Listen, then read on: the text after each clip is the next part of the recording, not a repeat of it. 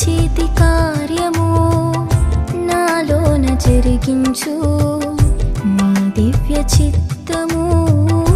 నాలోన నెరవేర్చు, నీ చేతి కార్యము